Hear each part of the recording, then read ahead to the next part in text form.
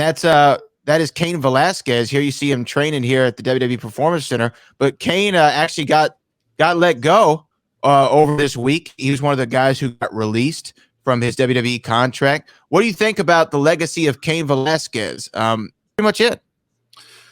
Nothing against Cain or anything like that, but if the circumstances were different, and we didn't have this pandemic going on, I'm sure right now the company is in literally a mode where they're having to shift gears. Guys, just like with WCW back in the day, man, had so many guys on the payroll. So many guys on the payroll, man. I mean, I'm serious. I mean, you can't imagine. I sat there, I was there, and there was so many guys sitting at home making six-figure contracts.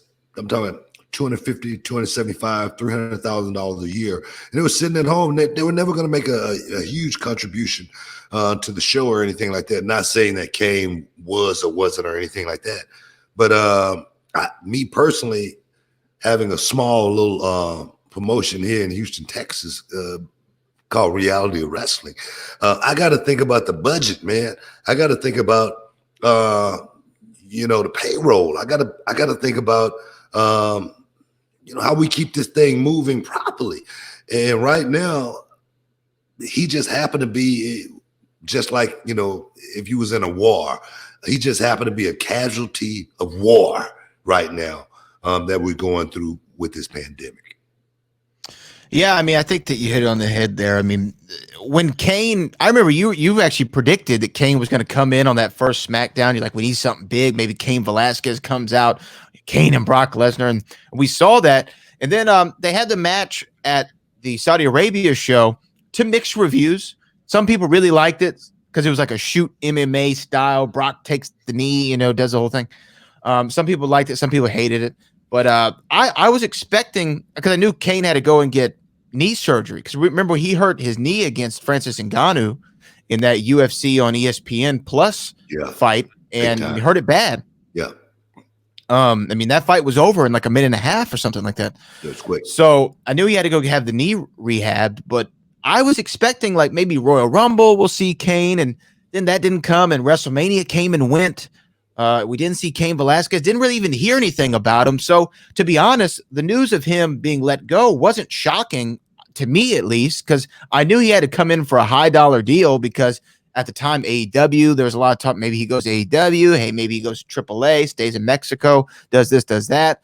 And so WWE wanted him, and they thought this could be a good splash for our first show on Fox. You have a guy who used to be the heavyweight champion of the world in UFC against another guy who used to be heavyweight champion of the world in UFC, Brock and Cain, on Fox, where the UFC used to be. It kind of made all the sense in the world. And then they got the match out of him, and I just don't know if they knew exactly how do we package Cain Velasquez, or how can we properly use him. And a guy who has had maybe a dozen or less matches in his career, I don't know if he's ready to work on top. So it's just kind of one of those, I think it may have been just bad timing for him, It was the right time to bring him in, but the wrong time to bring him in. You know what I mean? I feel 100% same thing. I think it was great. It's a novelty. It's a novelty thing. We don't know how it's going to work out. But we do know right now we could use it with Brock Lesnar. Was Saudi Arabia money? Okay, we could do it. That we can fix this. All right, but now, like I say, with matches being on television with no crowd, I don't think Cain would want to put himself in that position. I don't think the company would put him in that position. Like I say, bad timing for him. But I wish him luck on his future endeavors.